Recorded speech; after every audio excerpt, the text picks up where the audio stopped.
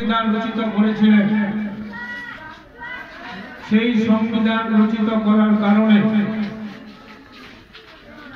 আজকে আমরা পূর্ণ স্বাধীনতা পেয়েছিলাম 1950 সালের 26শে জানুয়ারি। আজকে 75তম 26শে জানুয়ারি বাবা আম্বেদকর সংবিধান যে রচিত করেছিলেন, তাতে এই ভারতবর্ষে আমরা পূর্ণ স্বাধীনতা পেয়েছি এই কারণে যে আমরা হিন্দু, মুসলমান, জৈন, খ্রিস্টান, শিখ, ইসাই সবারই পূর্ণ অধিকার আছে, সবারই একটা পূর্ণ অধিকার আছে যে এখানে যে সংবিধান, ভারতবর্ষের সংবিধান সবারই এক। এই সংবিধান রচিত করেছিলেন আমাদের বাবা আম্বেদকর। বাবা আম্বেদকর যদি আজকে এই সংবিধান যদি রচিত না করতেন, কিন্তু আমরা পূর্ণ স্বাধীনতা পেতাম না। তাই আজকে আমাদের এই 26শে জানুয়ারি প্রজাতন্ত্র দিবস, আমরা আজকে স্বাধীনতা পেয়েছি।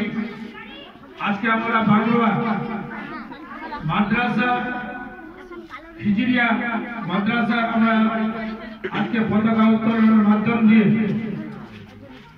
আজকে এখানকার সেক্রেটারি সাহেব থেকে শুরু করে, মনির সাহেব থেকে শুরু করে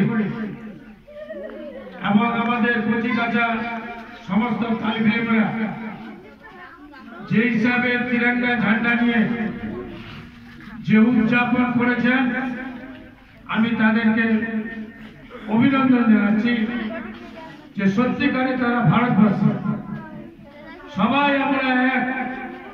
এখানে আমাদের কোনো দ্বিচারিতা নাই।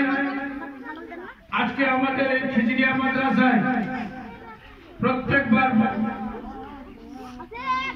15ই আগস্টের দিনও দেখেছি যে আমাদের এই খিজিরিয়া মাদ্রাসায় পতাকা উত্তোলনের মাধ্যম দিয়ে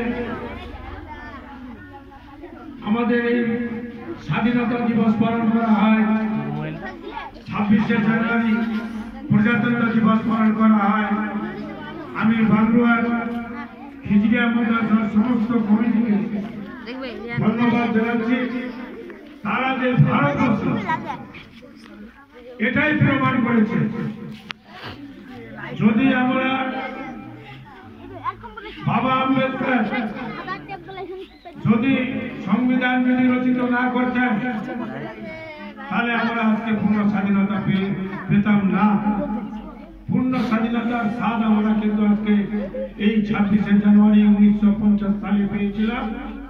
আজকে 75তম দিবস বাংলা খিজিরিয়া মাদ্রাসায় আমরা পতাকা উত্তোলনের মাধ্যম দিয়ে আমরা প্রজাতন্ত্র দিবস পালন করলাম।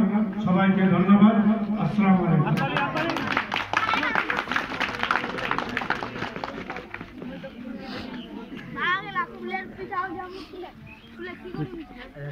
আর